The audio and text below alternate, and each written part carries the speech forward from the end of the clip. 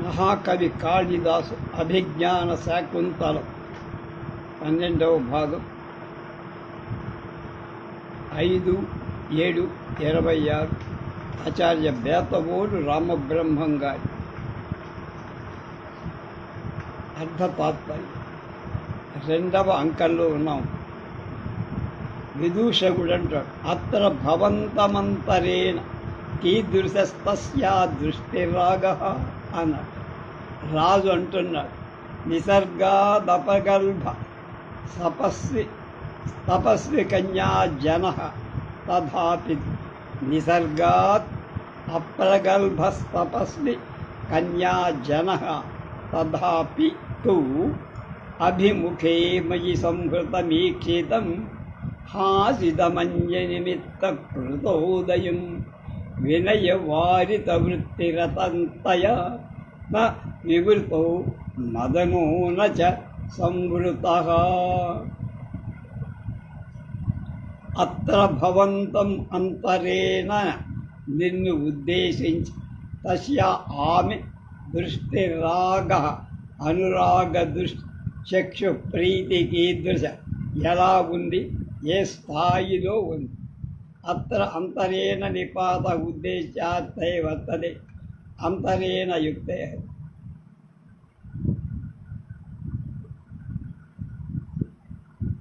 నిసర్గా తపస్వి కన్యాజన తాపస కన్యాజనం నిసర్గా స్వభావతః అప్రగల్భ జానతనం కలవాడు కాదు.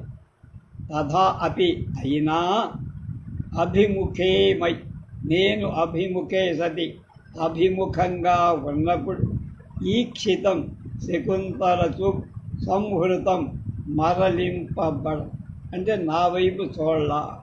హసితం నవ్వు అన్య నిమిత్త కృత ఉదయం అభిలాషను ప్రకటించడం కాకుండా మరొక కారణంతో కావింపబడి ఆవిర్భావం కలదే.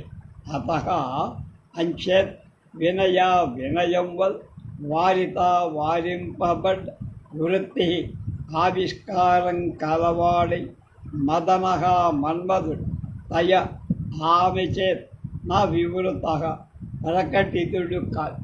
ఆమె మనస్సులో ఏముందో మన్మథ ప్రకటితం కాదు. నచ సంవృత అప్రకటితం కాదు. ప్రకటితం కాదా అప్రకటితం కాదు అంటే బయట పడాలా అని. ఆమె నా వైపు చూసింది, కానీ నేను అభిముఖంగా ఆమె వైపు చూస్తుంటే ఆమె చూపు మరల్చుకోదు. నవ్వడమైతే నవ్వింది, కానీ వేరేదో కారణంగా వచ్చిన నవ్వినట్లుగా. అంచేత ఆమెలోని మన్మధుడు ప్రకటితుడు కల ఆచ్ఛాదితుడు. విదూషకుడు నఖలు దృష్టమాత్రస్య తవాంకం సమారోహతి అంట. రాజ మిథ ప్రస్థానే పునః శాలీనతయాపి కామమావిష్కృతో భావ తత్ర భవిత్యా తద్ధాహి దర్భాంకురేణ చరణ క్షచయిత్యకాండే తన్వీ స్థితా కతిచిదేవ పదాని గత్వా ఆసీ వివృత్తవదనా చ విమోచయంతి శాఖాను వల్కల మసక్తమపి ద్రుమాణాం దర్భాంకురేణ చరణ క్షతయిత్యకాండే తన్వీ స్థితా కతిచిదేవ పదాని గత్వా ఆసీ వివృత్తవదనా చ విమోదయంతి శాఖానువల్కల మసక్తమపి ద్రుమాణం. దృష్టమాత్రస్య చూడబడిన వాడినైనంత మాత్రం చేత్ వాడు అంటే నువ్వు ఆయనతో అంటున్నాడు వాడు విదురు, తవ అంకం నీ ఒడిని నా సమారోహతి కట్ అధిరోహించదు కదా. ఆమె నిన్ను చూసినంత మాత్రంలో నీ ఒళ్ళోకి వచ్చి వాలదు కదా. చూసినవంతా మాత్రంలో నీ బడిలోకి వచ్చి వాడుతుందా? ఇంతకన్నా స్పష్ట అనురాగ ప్రకటన కావాలి అనడం విదూషం. మిథగా స్నేహితురాండ్రతో కలిసి ప్రస్థానే పునః వెళ్ళేటప్పుడు మాత్రం శాలీనతయా సిగ్గరితనంతోన అయిన తత్ర భవతి ఆ మాంజురాదిచే భావ అభిలాష కామం బాగానే స్పష్టంగా ఆవిష్కృతమైంది. తథాహి అవును సుమా అన్నాడు.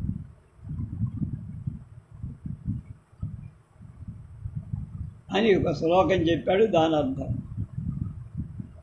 దర్భ అంకురేణ దర్భ మొలకలతో శరణ పాదం క్షత ఇది గాయపడింది అని అకాండే నిష్కారణంగానే తన్వి ఆ కృశాంగి శకుంతల కతిచిత్ ఏవ ఒకటి రెండు మాత్రమే పదాని అడుగులు గత్వా స్థిత ఆగింది.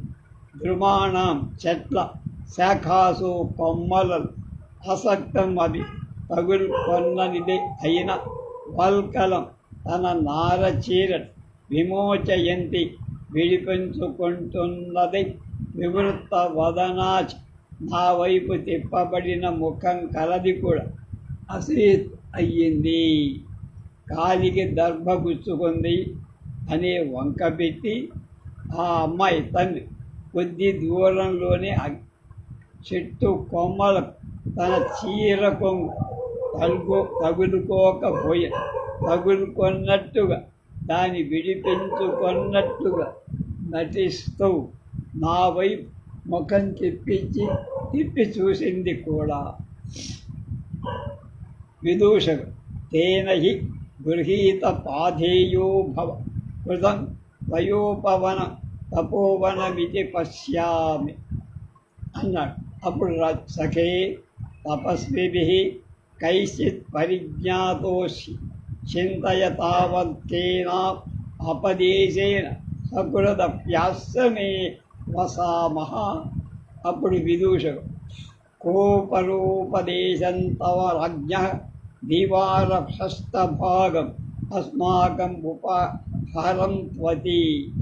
రాజమూర్ఖా అన్యద్భాగధేయమేతేషాం రక్షణే నిపతతి యద్రత్నారాశీన్ అపి విహాయాభినంద్యం పశ్యాతు.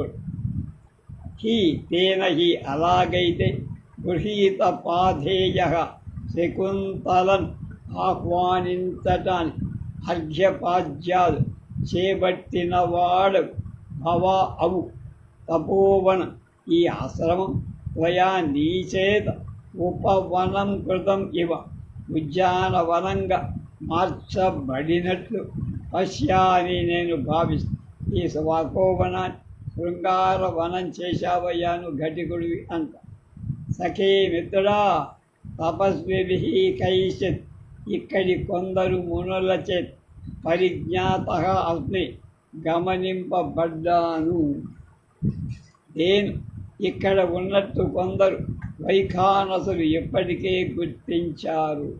చింతాయ తావత్ బాగా ఆలోచించి తేన అపదేశేన ఏ వంకతో అకృత్ అపి కనీసం ఒక్కసారైనా కొంచెం సేపే ఆశ్రమే ఈ ఆశ్రమంలో వసామహా ఉండగలం. ఏ వంకతో ఆశ్రమంలో ఉండము అని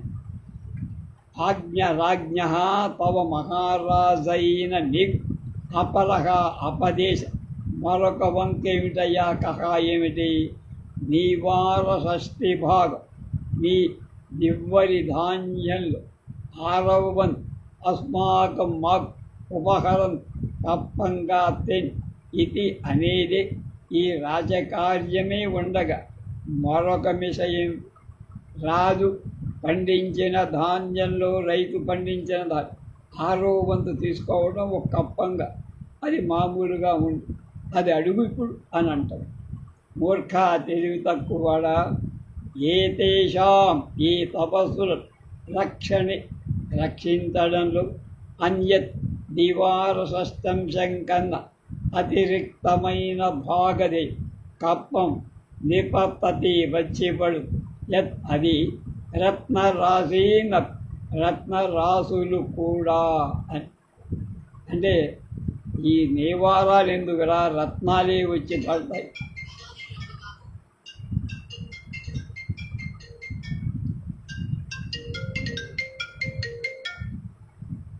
ఏమండి ఎలా ఉన్నారు? ఇస్తాను అవకాశం.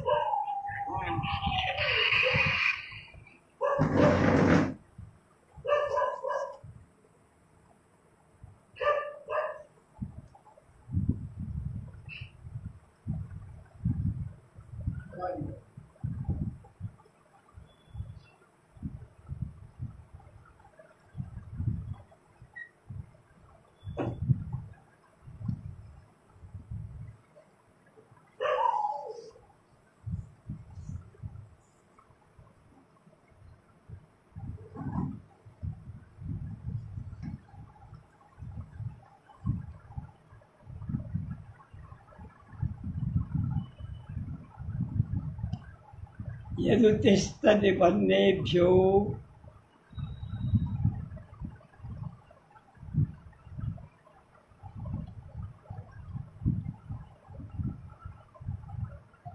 యదుతిష్టది వన్నేభ్యో నృపాణాం క్షయితత్ఫలం తపః పద్భ్యాగమక్షవ్యం తదచ్చారణ్యహికహినః యదుతిష్టది వర్ణేభ్యో నృపాణాం క్షయితత్ఫలం తపః షడ్భాగమక్షయ్యం తదచ్చారణ్యకాహినః. నేపథ్యంలో హంతా సిద్ధార్థౌ స్వః రాజా కర్ణం దత్వా అయే ధీర ప్రశాంత స్వరై తపసిభిర్ వివతవ్యం ప్రవిశ్య దౌవాదిగా జయతు భర్త ఏతద్వౌ ఋషికుమారు ప్రతీహార భూమిం ఉపస్థితౌ.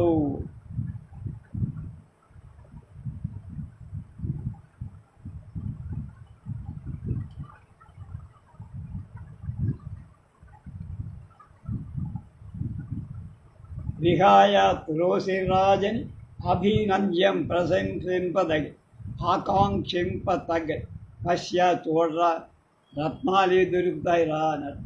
వర్ణేభ్య బ్రాహ్మణాది చాతుర్వర్ణాల నుండి నృపాణం రాజులు ఎత్ ఏ కప్పం ఉతిష్టది ఉత్పన్నం అవుతుందో అంటే లభిస్తుందో తత్ఫలం ఆ ఫలరూపమైన కప్పం క్షయి నానాటికి తరిగిపోత వ్యయమై ఆరణ్యక ఈ తపస్విజను మహా మన అక్షయ్యం ఏనాడు తరిగిపో తపషడ్భాగ తపస్సులో 6వ వంతు కప్పంగా దదతి ఇస్తారు సదా. వాళ్ళకి నీవారి ధాన్యంలో కప్పమెందురా తాము చేసిన సంపాదించిన తపస్సులో 6వ భాగం మాకు ఇస్తారు, రాజుకి ఇవ్వాలి. కనుక వీరు చెప్పించే కప్పం క్షయించనిది. ఈ కప్పం నివార ధాన్యం అయితే రత్నాలైన అవి కరిగిపోతాయి, ఖర్చు అయిపోతాయి. ఇది ఖర్చు కాదు. ప్రజను మనం వసూలు చేసే కప్పం వ్యయంతో ఖర్చు పెట్టడంతో అది కూడా ఈ తామై మనకు చెల్లించే కప్పం ఏమిటి? తపస్సులు 6వ భాగం. ఇది ఎన్నటికీ క్షయించదు, అక్షయ్యంగా ఉంటుంది. అది మనం తెలుసుకోరా. ఆహా సిద్ధార్థౌ స్వ ఇద్దరము కృతార్థులమయ్యా. అది అయో ధీర ప్రశాంత స్వరై గంభీరంగా ప్రశాంతంగా ఉన్న ఈ దినుసు కంఠస్వరాలు కలవారే తపస్విని మునులచే భవితవ్యం కాను. కంఠస్వరాలు ఎంత ధీరంగా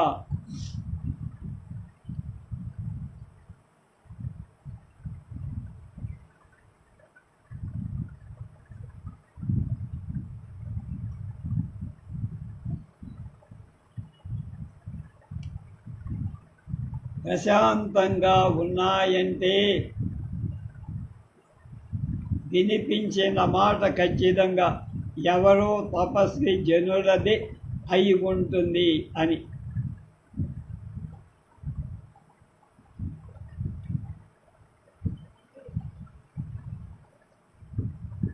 రాజు అంటున్నాడు, తేన హ్యవలంబిత ప్రవేశయత.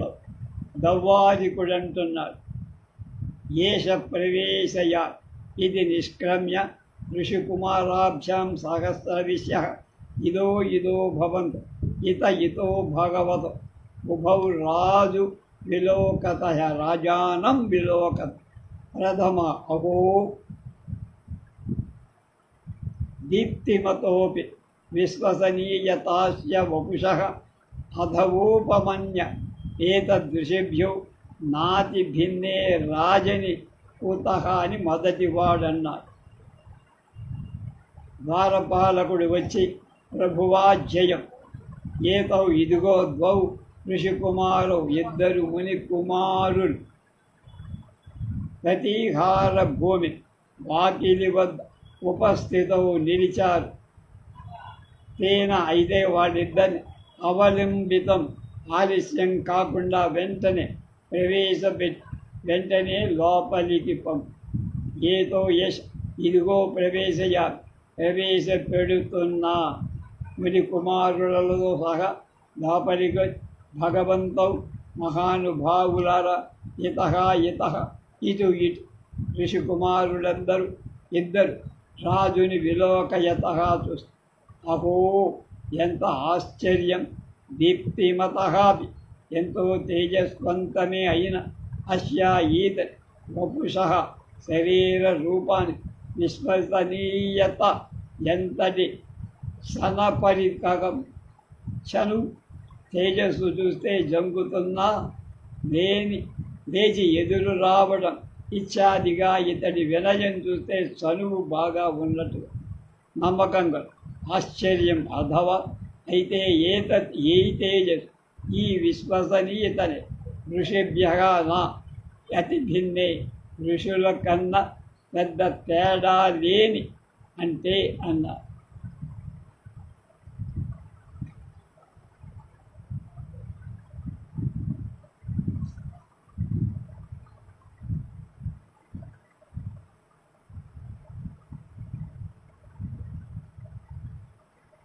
అధ్యాక్రాంతా వసతి రఘునాథాస్య రఘునాథ్యాశ్రమే సర్వభోగ్యే రక్షాయోగాదయమపి తపః ప్రత్యహం సంచినోత్ తస్యా విద్యాం వృషతి వసినశ్చారణం ద్వంద్వగీతః పుణ్యః శబ్దో మునిరితి ముహుః కేవలం రాజపూర్వః. గౌతమ ద్వితీయ. గౌతమ అయం సబలభిత్సః పార్థివో దుష్యంతః అధ కిం వదతి వార్త. అధ్యాక్రాంత సర్వభోగ్యే అందరికీ హక్కు గలదే ఆశ్రమే రాజ్యపాలన అనే ఆశ్రమంలో అమునా అపి ఇతడి చేత కూడా వసతి ఉపస్థితి అధ్యాక్రాంత స్వీకృతమై రక్షాయోగాత్ ప్రజలందరికీ తపోవనాలకు రక్ష కల్పించటమనే కార్యాచరణం ప్రత్యహం నిత్యం అయం అపి ఈతడు కూడా తపస్సు సంచినోతి సమకూర్చుకుంటున్న వసిన నిగ్రహ సంపన్నుడై అస్య అపి ఇతనికి కూడా ముని ఇది ఋషి అని పుణ్య శబ్ద పవిత్ర పదం కేవలం రాజపూర్వ రాజశబ్దపూర్వకమై ముహు మాటి చారణ ద్వంద్వ గీత చారుణల జంటతో కీర్తింపబడుతున్నది. ధ్యాం వృషతి మన్నట్టు ఋషి ఒక ఆశ్రమంలో నివసించిన ఇతడు కూడా సర్వ ఉపభోగ్యమైన రాజ్యపాలన అనే ఆశ్రమంలో నివసిస్తూ ప్రజలకు ఋషులకు సంరక్షణ కల్పించడం వల్ల ఋషుల తపస్సులలో 6వ భాగాన్ని కప్పంగా పొందుతున్నాడు కనుక రోజు స్వయంగా తపస్సు పోగేసుకుంటున్నాడు. ఆశ్రమవాసం ఒక సామ్యం, తపస్సంపాదనం ఒక సామ్యం. కనుకనే నిగ్రహ సంపన్నుడైన ఇతడిని కూడా పవిత్రమైన ఋషి శబ్దం, రాజపూర్వకమైన రాజర్షి శబ్దం చారణులు మిన్నంటుగేలాగా కీర్తి. నిగ్రహ సంపన్నత ఒక సామ్యం, చారణులతో కీర్తింపబడటం మరొక సామ్యం. కలిసి ఇతడు రాజర్షి అంట. గౌతమ అయం ఇతడేన బలభిత్ సఖ, ఇంద్రుడి మిత్రుడైన సపార్థివ మహారాజైన దుష్యంతుడు అన్నారు.